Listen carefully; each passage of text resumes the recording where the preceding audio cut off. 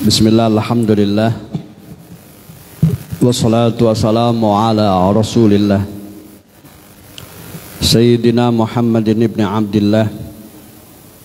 Amma ba'du, fala hawla wala quwwata illa billah. Hadratal muhtaramin akan muliakan bapak-bapak, ibu-ibu, jamaah salat subuh, shaimin, shaimat, yang mudah-mudahan semuanya dirahmati oleh Allah Subhanahu wa taala. Bersyukur kita kepada Allah pada pagi hari ini Allah Subhanahu wa taala perkenankan kita untuk menjalankan salah satu kewajiban kita, yaitu salat subuh, dan alhamdulillah bisa kita tunaikan dengan berjamaah dan bisa kita lanjutkan dengan bertolabul ilmi.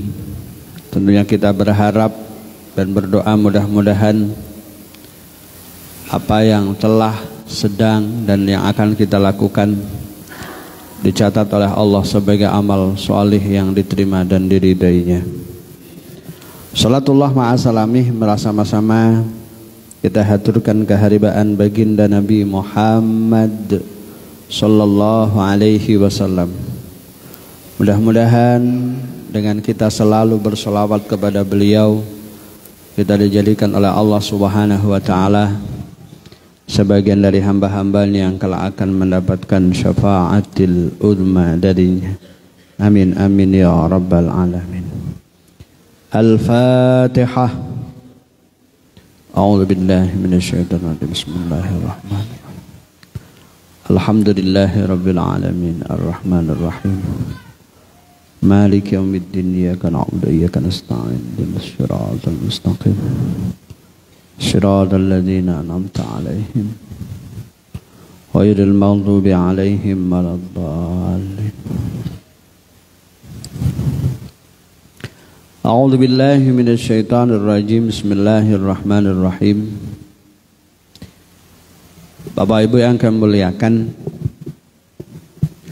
salah satu rukun Islam yang harus kita tunaikan dan menjadi penentu kita sebagai seorang muslim yang taat ataupun tidak adalah melakukan puasa di bulan Ramadan.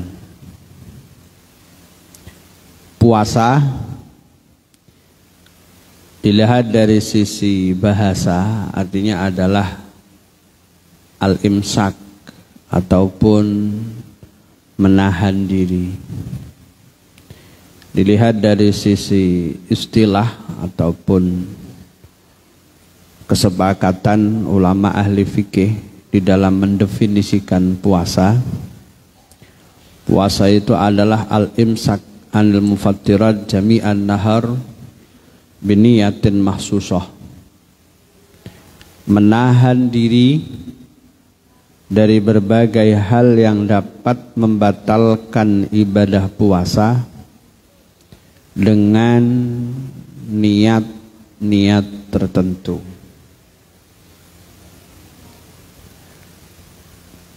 Lah secara hukum puasa itu ada yang wajib, ada yang sunnah, ada yang makruh, ada juga yang haram. Kita mulai dari yang wajib. Yang wajib ada yang faktornya karena waktu, yakni puasa bulan Ramadan. Artinya karena seseorang ia berada di bulan Ramadan, maka ia berkewajiban untuk melakukan ibadah puasa. Tentunya bagi yang memenuhi kriteria. Yang kedua, wajib karena alasan tertentu, seperti bayar kafarah, denda. Ya. Di siang Ramadan sepasang suami istri melakukan hubungan, ya, yang itu diharamkan di bulan Ramadan. Maka di antara kafarahnya adalah melakukan puasa selama 2 bulan secara terus menerus. Berarti wajibnya itu karena kafarah. Yang ketiga adalah wajibnya itu karena dia sendiri yang mewajibkan. Semisal karena dia bernazar, kalau saya lulus ikut ujian titik-titik dan titik-titik, maka saya akan puasa setengah bulan. Maka kalau dia betul-betul lulus, dia harus merealisasikan apa yang menjadi nazarnya, yaitu puasa setengah bulan. Jadi kesimpulannya, puasa yang wajib itu faktornya ada 3: waktu, kafarah, nazar. Kemudian ada juga yang haram, ya, puasa haram. Oleh karena itu orang dalam melakukan ibadah tidak cukup hanya sekedar tekad, tapi juga perlu ilmu. Jangan pula dia menganggap bahwa apa yang dilakukan itu adalah ibadah, tapi di sisi lain ternyata dianggap haram. Lah, puasa yang haram itu yang kayak apa saja itu? Yang pertama,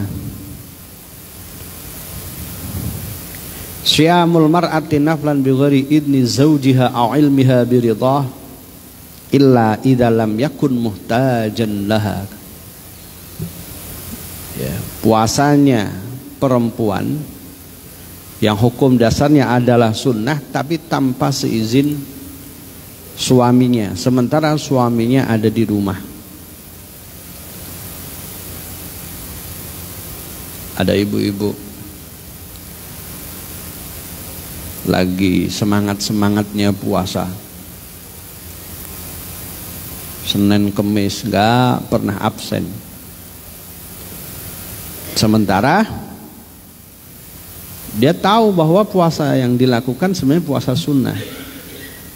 Saat suami di rumah dan punya kebutuhan khusus yang itu tidak bisa diwakilkan ke siapapun,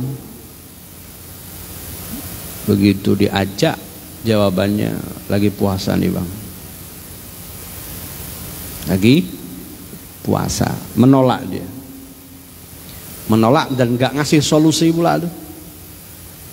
Kalau ngasih solusi masih ada celah. Ya udah bang, pergi ke yang satunya aja bang. Nah itu solusi itu. Ya, cuma itu kan jarang itu, Pak. Iya kan? Jadi sekali lagi, puasa sunnah yang dilakukan oleh seorang perempuan tanpa seizin suaminya saat suami membutuhkan, namun dia masih tetap bertekad untuk melakukan ibadah puasa, maka itu haram. Berdasarkan hadis riwayat Imam Bukhari dan Imam Muslim, la yahillu limra'atin an tasuma wa zawjuha syahidun illa biidnih. Tidak halal bagi seorang perempuan melakukan puasa sunnah sementara suaminya ada di rumah, kecuali dengan izin sang suami.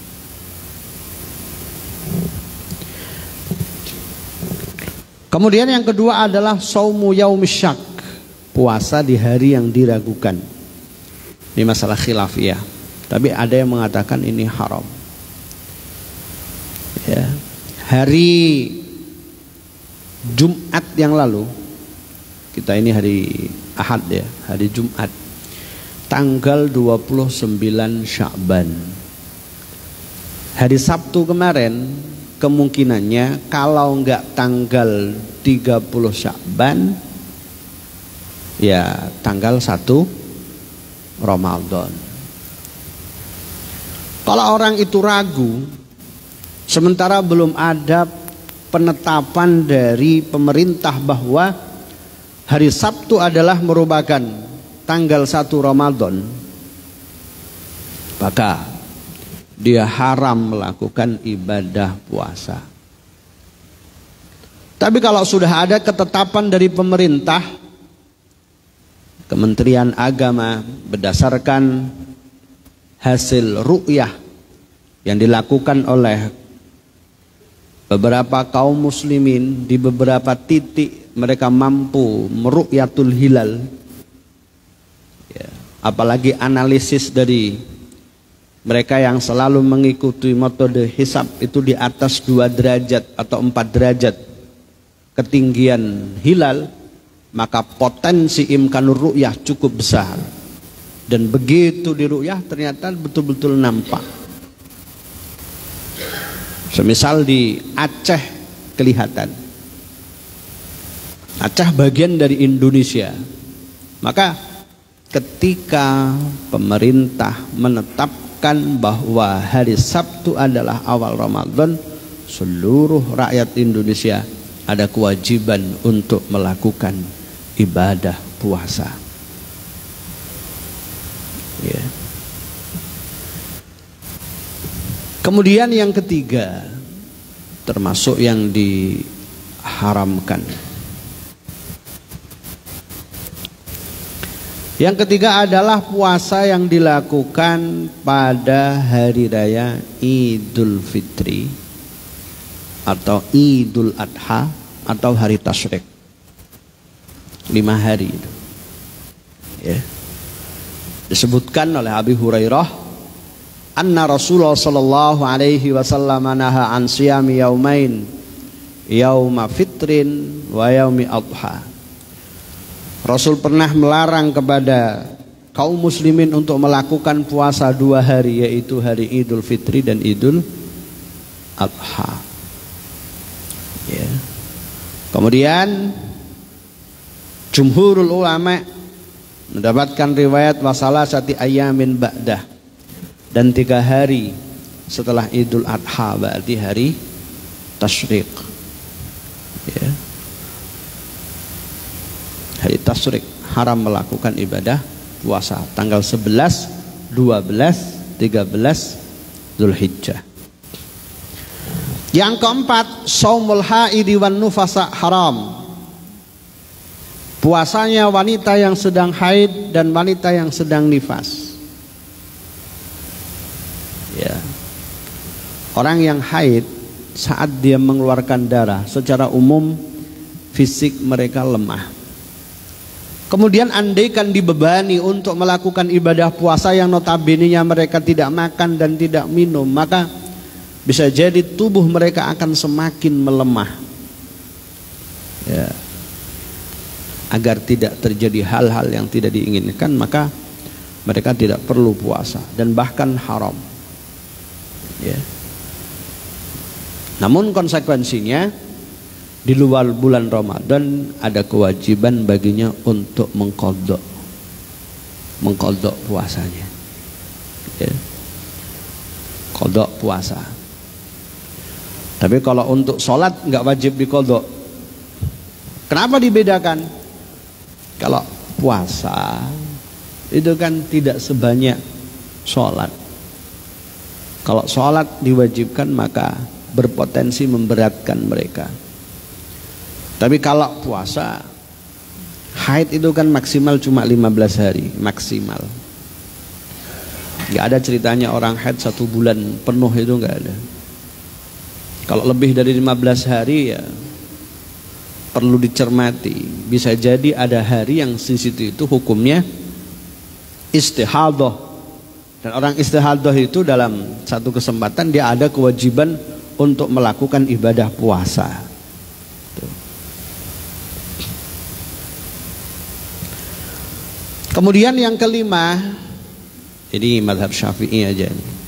Yahrumu shaum fi an-nasf al-akhir min Sya'ban alladhi minhu yaum asy-syaq illa liwirdin bi ani tada shaum ad-dahri aw shaum yaumin wa fitri yaumin aw shaum yaumin muayyan. Puasa di pertengahan yang akhir dari bulan Sya'ban.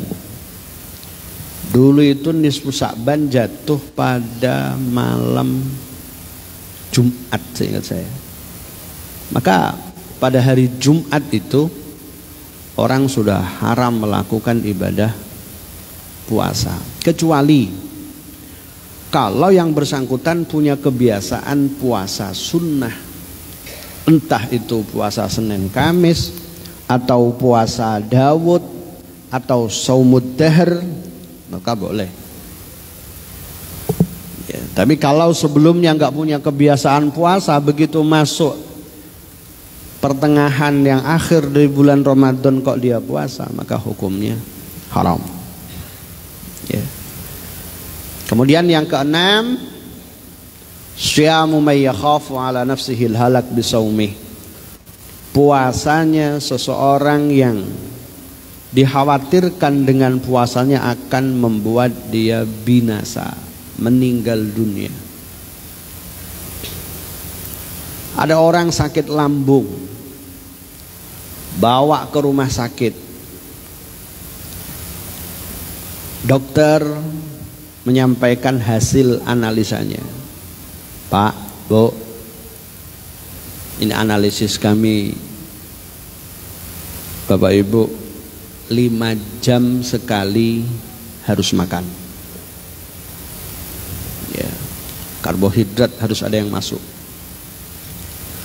Oleh karena itu saya himbau dan saya tekankan dan bahkan saya perintahkan, tegaskan, tak usah puasa dulu, nggak usah ngotot. Ini Ramadan dok, saya dari kecil menjadi muslim yang taat. Iya, cuma kan ada dispensasi. Faman kana minkum maridan aw ala safarin fa iddatum min ayyamin ukhar. Barang siapa yang sakit atau dia menjadi musafir, maka dia ada kewajiban untuk melakukan puasa di bulan berikutnya. Artinya sudahlah,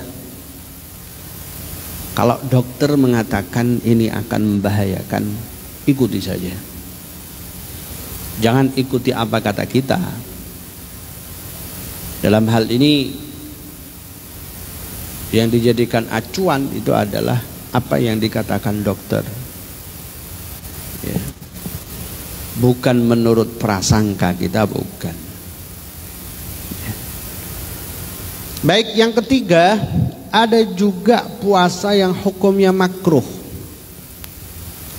Ini pro dan kontra. Ada yang mencontohkan saumud dahr, puasa sepanjang waktu selain 5 hari itu, setiap hari puasa.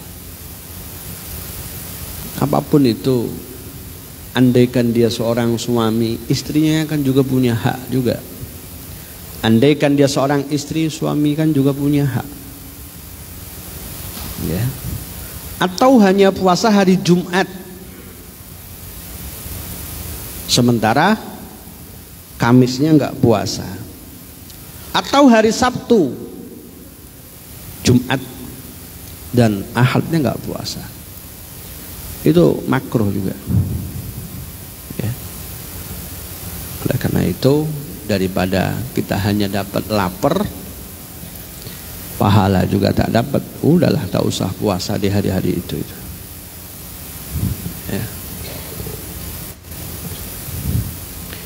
Kemudian berikutnya yang juga makruh, puasa pada hari Asyura tanpa mengikut sertakan tanggal 9-nya atau tanggal 11-nya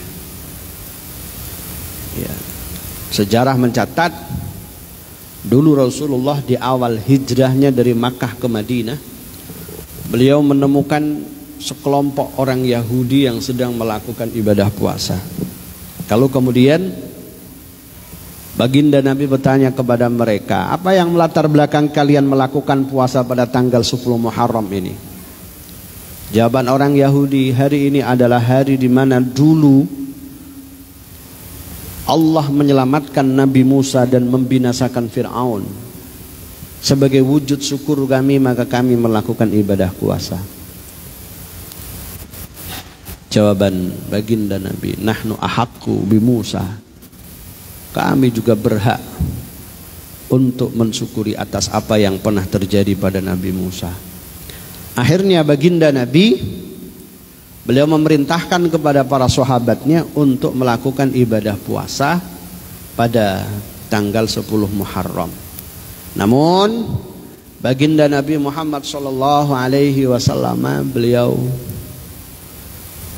mengatakan, andaikan aku diberikan umur panjang sampai ke tahun depan, maka aku akan melakukan puasa pada tanggal 9. Dari situ itu difahami oleh para ulama berarti sunnahnya tanggal 10, tanggal 9, 10. Kalau nggak bisa tanggal 9, sudah diniatkan puasa tapi ternyata ada tamu, akhirnya nggak jadi puasa, ya sudahlah, tanggal 10 sama tanggal 11. Penting jangan cuma tanggal 10 gitu aja. Kemudian ada juga puasa yang hukumnya itu sunnah. Ya. Puasa sunnah ini ada yang sifatnya itu tahunan anjurannya. Dalam 1 tahun 12 bulan ada 4 bulan yang mulia: Dzulqa'dah, Dzulhijjah, Muharram, dan Rajab. Ya, dari 12 bulan itu ada 4 bulan ini dianjurkan puasa. Dalam putaran 1 minggu ya, ada hari Senin dan hari Kamis. Ya, itu sangat dianjurkan untuk melakukan ibadah puasa. Dalam 1 bulan ada tanggal 13, 14, dan 15 disebut Ayyamul Bid. Ya, Ayyamul Bid, hari di mana malam itu bulan tampak dengan terangnya. Itu dianjurkan untuk puasa. Ya, ada juga puasa sunnah terbaik, yaitu puasa Daud. Sehari puasa, sehari tidak. Sehari puasa, sehari tidak. Seling-seling gitu. Itu puasa sunnah terbaik gitu. Yang gak baik itu kalau sehari sholat, sehari tidak. Itu gak baik itu. Ya, bahkan bisa digebuk sama malaikat. Ya, baik, itu hukum puasa. Kita fokus ke Ramadannya sekarang. Puasa Ramadan itu wajib bagi mereka yang memenuhi kriteria. Siapa yang wajib? 1, dia beriman atau Islam, katakanlah. Karena berdasarkan ayat, ya ayyuhalladzina amanu idza kutiba alaikumussyam. Ya, seruan Allah ditujukan kepada alladzina amanu, orang yang beriman. Oleh karena itu, kalau kita punya tetangga, kita punya teman di bulan Ramadan tapi mereka nggak punya keimanan seperti keimanan kita, lalu kemudian mereka makan, ya sudahlah, itu urusan mereka lah itu. Yang kedua, yang wajib puasa itu kalau yang bersangkutan sudah baligh. Laki-laki sudah berusia 15 tahun atau belum 15 tahun tapi sudah pernah mengeluarkan sperma. Perempuan 15 tahun atau sebelum 15 tahun dia sudah pernah menstruasi atau haid dan usianya tidak kurang dari 9 tahun Hijriyah, bukan Masehi. Ya. Tapi bukan berarti kita selaku orang tua nyuruh mereka puasa nunggu mereka balik, enggak juga. Pokoknya ketika usia mereka sudah 7 tahun, edukasi terkait dengan anjuran puasa perlu untuk kita sampaikan. Waktu sahur kita bangunkan, ayo sahur, sahur, sahur. Adapun nanti hanya sampai jam 12 nggak ada masalah. Tuh. Kalau anak kita sudah usia 10 tahun, maka kita harus lebih tegas lagi untuk memerintahkan mereka melakukan ibadah puasa. Kok nggak puasa, maka orang tua diperkenankan untuk mencubit mereka, nggak apa-apa. Yang paling penting jangan terlalu keras. Ya. Kalau 10 tahun. Gitu. Kemudian yang ketiga, berakal. Oleh karena itu kalau ada orang gila ya sudahlah, nggak usah puasa. Nggak perlu juga kita larang, weh Ramadan jalan-jalan sambil makan. Oh nggak perlu, biarin aja. Dan yang terakhir, wajib puasa itu kalau memang tidak ada uzur yang memperbolehkan yang bersangkutan membatalkan puasanya. Kalau ada uzur yang sifatnya syar'i, maka nggak wajib puasa. Contoh haid atau nifas, itu bagian daripada uzur di mana orang itu nggak boleh puasa itu. Atau dia sakit, jam 4 saat sahur badan menggigil, bawa ke rumah sakit, dokter mengatakan, Pak, Bu, nggak usah puasa dulu ya. Ya sudah, nggak usah puasa. Atau dia berstatus sebagai musafir, tanggal 21 Ramadan balik kampung. Ya Allah, ombak agak lumayan pula. Atau di pesawat cuaca kurang bersahabat sehingga menimbulkan kepanikan, ya. Atau bisa dikatakan dia betul-betul mengalami hal-hal yang menyulitkan, bawa koper 3, anak 4, ya, di pelabuhan antrinya minta ampun, berat loh. Ini daripada puasa nanti anak jadi sasaran, udahlah, batalkan nggak apa-apa. Asalkan bepergiannya ya mencapai 83 km. Kalau bepergiannya tak jauh, ya dari Bengkong ke jembatan 123 lah, nggak boleh membatalkan puasa. Mau pergi kemana, Pak? Mau pergi ke Medan boleh, ke Jawa boleh, ke Tanjung Sama boleh, Riau sudah masuk itu, jarak tempuhnya lebih 83 km.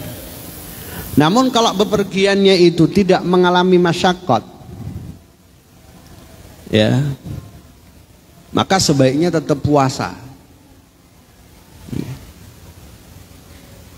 Uzur lain adalah dia sedang hamil atau sedang menyusui. Kalau itu nggak wajib. Atau dia adalah menjadi pekerja berat, di mana bulan Ramadan ini harus diselesaikan ini. Kalau tidak alamat kena penalti ini, maka boleh membatalkan puasa. Cuma bukan serta-merta kalau sudah kerja langsung batalkan puasa. Kerja di mana, Bang? Galangan kapal. Berat, Pak Ustaz. Panasnya minta ampun. Kalau memang betul-betul berat, jam 1 itu nengok air putih dah nampak, teh obeng aja bawaannya. Wah, udahlah. Betul-betul berat, batalin boleh. Tapi jangan pula jam 6:30 pagi balik dari kajian ini langsung ngopi. Nah, ini tak betul itu. Lo kok ngopi? Rencananya mau ngecor ini. Wah, problem ini. Jadi pekerja berat itu boleh membatalkan puasa harus memenuhi beberapa kriteria. Di antaranya 1, malamnya harus niat. Karena tidak menutup kemungkinan pekerjaan yang direncanakan esok hari itu gagal karena faktor alam.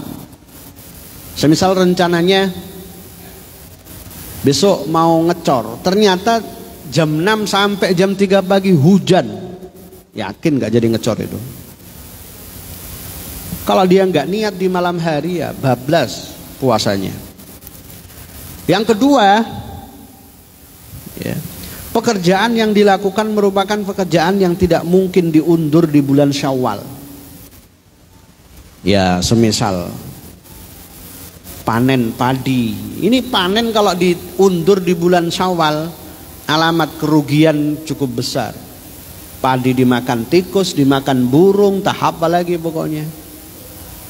Ya, maka diperbolehkan dia untuk memanen padi, dan setelah dia mengalami masyaqqat baru kemudian dia batalkan. Atau dia kerja proyek tanggal 29 Ramadan harus selesai, kalau tidak dipinalti, dia kena denda, dia kerugian cukup fantastis. Ya sudahlah, kerja begitu nanti mengalami kemasyakotan, batalkan, nggak apa-apa. Ya. Dan pekerjaan tidak mungkin dilakukan di malam hari. Kalau borongannya ngecat rumah kan bisa dilakukan di malam hari. Berarti nggak bisa dijadikan alasan untuk kemudian dia membatalkan puasa gara-gara kerja. Ya. Kemudian membatalkannya puasa setelah dia mengalami masyaqqat. Kalau masih sehat, segar bugar, anggap aja jam segini ya nggak boleh ngopi. Pak Ustadz, rencananya puasa, cuma sama tuan rumah disediakan kopi sama kue Pak Ustadz. Mubazir pula, kata Pak Ustadz, mubazir temannya setan. Biar saya nggak jadi temannya setan, saya makan lah Pak Ustadz. Nah itu modus itu. Ya bisa dibawa balik nanti untuk buka kalau memang tuan rumah menginginkan untuk dimakan. Tapi kalau dari awal sudah minta nanti 6:30 jangan lupa kopi ya. Nah ini problem orang ini. Baik, saya kira untuk sementara itu saja dulu. Silakan bapak-bapak, ibu-ibu, sekiranya ada hal-hal yang mungkin patut untuk kita diskusikan, kami persilahkan.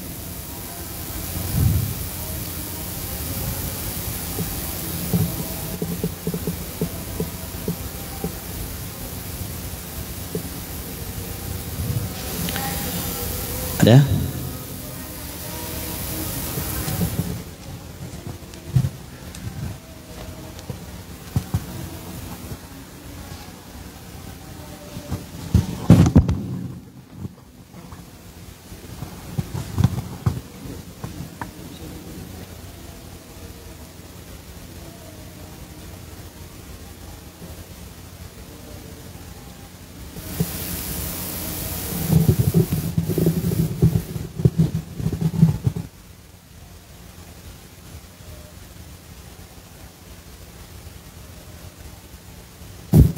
Ada.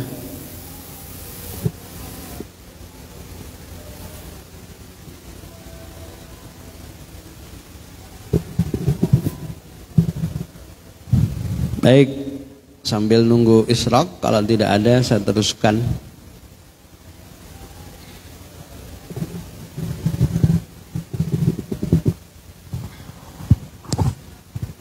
Assalamualaikum warahmatullahi wabarakatuh. Pak, sekarang di para medis atau kesehatan itu ada intermittent fasting. Bagaimana cara menggabungkan program itu dengan cara yang ada syariah? Itu aja. Assalamualaikum warahmatullahi wabarakatuh. Ulangi Pak, kurang begitu jelas. Jadi untuk kesehatan itu ada namanya puasa yang 16 jam, puasa 18 jam. Tapi kan itu bukan syariah untuk kesehatan. Ya, bagaimana cara menggabungkan itu supaya ya mendekati syariah atau bagaimana lah, nggak tahu caranya. Assalamualaikum warahmatullahi wabarakatuh. Dari kesehatan ya. Jadi ada satu riwayat mengatakan sumu tasihu, puasalah kalian, niscaya kalian akan sehat. Bahkan analisis dokter dan ulama-ulama ahli hikmah dalam hal ini sepakat bahwa di antara penyebab banyaknya penyakit itu ya karena makanan, entah karena kebanyakan makan atau karena pola makan yang tidak benar. Jadi terkadang memang dalam hal tertentu antara konsep yang ditawarkan oleh dokter dengan apa yang konsep yang ditawarkan oleh Islam itu sama, Pak. Termasuk dalam hal ini adalah urusan puasa.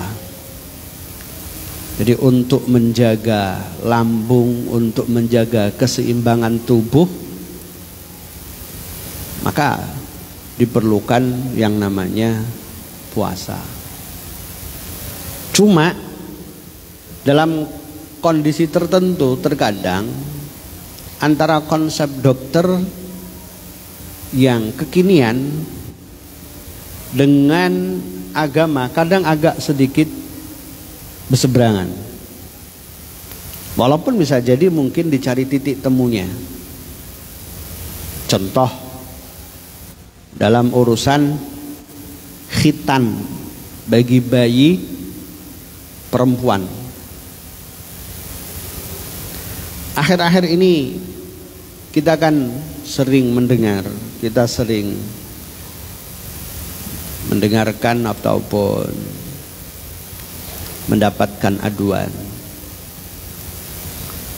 dari beberapa orang, Pak, anak saya perempuan, Pak, tapi kata dokter itu itu nggak boleh khitan, Pak. Jadi gimana, Pak? Zaman kecil dulu kita dilahirkan, yang bantu ibu kita adalah mayoritas ini dukun bayi, Pak, ya. Dukun bayi. Sekalian itu dikhitankan. Zaman sekarang sudah langka itu barang. Sudah langka. Ya. Akhirnya mayoritas ke dokter. Cuma dengan adanya larangan, tapi kita belum tahu pasti ini seluruh dokter ini sepakat nggak melarang perempuan, bayi perempuan untuk dikhitan. Kita belum tahu pasti. Ya. Ini yang satu kasus di mana antara konsep yang ditawarkan oleh Islam dengan yang ditawarkan oleh dokter ini berbeda. Kalau memang berbeda, agak-agak mana yang perlu untuk kita kedepankan? Ya, ini bervariatif juga. Kalau itu konsepnya sunnah, ya seperti khitan bagi perempuan ini kan sunnah ini. Kalau menurut analisis dokter itu membahayakan, maka boleh ditinggalkan. Boleh saja. Harus ditinggalkan enggak? Enggak. Nah itu dia. Nah kita kembali ke apa yang disampaikan oleh beliau. Puasa dalam konsep yang ditawarkan dokter sama agama ini ketepatan sama, ya. Oleh karena itu maka upayakan, ya, dalam hal ini kita ikut menjalankan apa yang menjadi kewajiban kita sebagai seorang muslim untuk melakukan puasa. Insya Allah badan kita sehat, ya. Dan tentunya kalau bisa tidak hanya sekedar sehat yang kita inginkan. Mudah-mudahan puasa kita merupakan puasa yang membentuk pribadi kita menjadi pribadi yang semakin baik. Karena puasa mengajarkan kepada kita pentingnya kedisiplinan. Puasa mengajarkan kepada kita bahwa kita sedang selalu diawasi oleh Allah. Andaikan kita tidak merasa diawasi oleh Allah, bisa jadi di kesendirian kita batalin puasa kita. Tapi itu tidak kita lakukan. Karena kita yakin bahwa Allah sedang melihat kita, Allah sedang mengawasi kita. Ya. Orang yang baik itu adalah orang yang selalu merasa bahwa dirinya selalu diawasi oleh Allah Subhanahu wa taala. Maka kalau itu yang terjadi, maka dia akan selalu meninggalkan larangan Allah, menjalankan perintah Allah, dan dari situ akan membentuk pribadi yang bertakwa. Kalau sudah bertakwa, fattaqullaha la'allakum tashkurun. Bertakwalah kalian kepada Allah, niscaya kalian tergolong orang yang bersyukur. Ya. Mudah-mudahan puasa kita merupakan puasa yang membentuk pribadi yang bertakwa, di antaranya ya dengan kita meninggalkan yang dilarang oleh Allah. Ya. Tidak sekedar meninggalkan hal yang membatalkan puasa, juga meninggalkan hal-hal yang dapat membatalkan pahala puasa.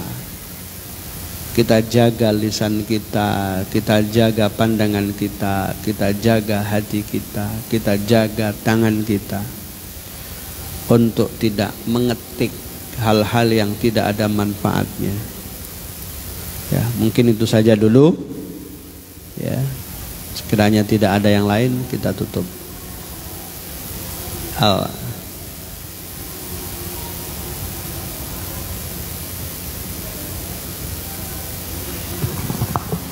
Assalamualaikum Pak Ustadz. Salam. Ini saya ingin menanyakan Pak Ustadz, kalau kita ke dokter Pak Ustadz, suntik vitamin dan akupuntur tusuk jarum, biasa saya akupuntur untuk kaki dan pinggang, itu apakah membatalkan puasa kita? Karena kan tusuk jarum kan memasukin jarum ke badan kita, dan vitamin kan itu memasukkan vitamin ke dalam urat jaring kita. Itu aja Pak Ustadz, terima kasih. Assalamualaikum warahmatullahi wabarakatuh. Baik, pada dasarnya untuk akupuntur dengan menusuk jarum ke anggota tubuh kita, ya, kalau tidak disertai dengan memasukkan cairan-cairan seperti tadi itu, untuk semisal obat yang mempengaruhi terhadap lambung kita, ya, nggak sampai mempengaruhi, maka akupuntur itu tidak membatalkan. Tapi kalau mempengaruhi seperti infus, seperti transfusi darah, ya itu termasuk membatalkan pahala, membatalkan puasa. Cuma sekedar memasukkan dulu nggak batal, Pak. Seperti orang sontek itu loh, Pak. Orang sontek itu nggak batal. Walaupun awalnya dia pusing menjadi nggak pusing semisal. Nggak. Tapi kalau di situ ada cairan suplemen semisal dari akupuntur itu, sehingga badan akan tetap fit walaupun tidak makan, nah itu batal. Ya, gitu Pak ya. Baik, ada yang lain? Ya Pak. Assalamualaikum warahmatullahi wabarakatuh. Kita menyadari bahwa ilmu yang kita miliki saat ini masih sangat sedikit, sehingga ketika kita mendengarkan tingkatan-tingkatan puasa gitu, itu kadang sering berpikir puasa kita ini sebenarnya seperti apa gitu, karena banyak sekali hal-hal yang sudah jelas dilarang, kita masih melakukan, baik disengaja maupun tidak. Mungkin pada saat yang disebut sengaja itu ya kita sudah berusaha, namun pada kenyataannya kemampuan kita untuk menghindari itu, misalkan seperti menjaga pandangan atau ghibah atau riba atau hal-hal lain yang sebenarnya sudah sangat jelas dalam Islam, itu masih kita lakukan. Pertanyaannya, bagaimana sih menyikapi supaya kita termotivasi bahwa ibadah kita khususnya puasa ini diterima di sisi Allah dengan segala kekurangan kita. Demikian, terima kasih. Assalamualaikum warahmatullahi wabarakatuh. bagaimana untuk menyikapi agar puasa kita diterima di sisi Allah Subhanahu wa taala. Kita menyadari bahwa pelaku puasa itu ya bertingkat-tingkat. Ya, istilah Imam Ghazali ada saumul awam, puasanya orang awam. Alah, yang paling penting tidak melakukan hal-hal yang membatalkan puasa, kewajiban ditunaikan, selesai itu. Hanya menggugurkan kewajiban, tapi belum tentu membentuk pribadi yang bertakwa. Ada saumul khawas, puasanya orang istimewa. Dia tidak hanya sekedar menjaga dari hal-hal yang membatalkan puasa, tapi juga menjaga dari hal-hal yang dapat membatalkan pahala puasa. Meninggalkan ghibah, meninggalkan namimah, tidak memandang selain dari hal-hal yang diridhoi oleh Allah, jaga hati, jaga tangan dan seterusnya. Cuma tidak dipungkiri ini kelihatannya berat ini. Ya. Gimana kiat agar kita bisa menjalaninya? Di antara kiatnya adalah cari teman yang baik. Kita akan hidup masih bisa memilih. Kalau iman kita masih labil, mudah terkontaminasi, terpengaruh, teman kita ngajak ngerumpi kita ikut, teman kita ngajak ke suatu tempat yang di situ itu ada maksiatnya kita ikut juga. Udahlah, cari teman yang baik. Ya. Kalau Pak Ustadz temennya agak susah yang baik, ya udahlah, nggak bisa mencapai 100, dapat 60 ya sudah lumayan. Yang paling penting kita usahakan dulu, jangan pesimis, pokoknya jalani dengan terus memohon kepada Allah. Ya Allah, bimbing kami ya Allah, ya Allah, berikan pertolongan kepada kami untuk menghindar dari hal-hal yang Kau tidak ridhoi ya Allah. Ya, tapi kalau imam kita termasuk orang super istimewa, khawasil khawas, yang tidak akan terganggu oleh apapun, karena hati, pikiran dan diri kita hanya fokus kepada Allah, ya silakan mau ngapain. Lingkungan kayak apapun dia tidak akan terpengaruh. Ya. Jadi gitu Pak ya, kiatnya ya cari teman yang biasanya tidak melakukan hal-hal yang dilarang. Ya, teman-teman yang bisa menjaga hati, lisan, tangan dan lain sebagainya. Ya, baik, saya kira demikian. Kita tutup dengan doa kafaratul majlis. A'udzubillahi minasyaitonirrajim. Bismillahirrahmanirrahim. Subhanakallahumma wa bihamdik asyhadu an la ilaha illa anta astaghfiruka wa atubu ilaik. Assalamualaikum warahmatullahi wabarakatuh.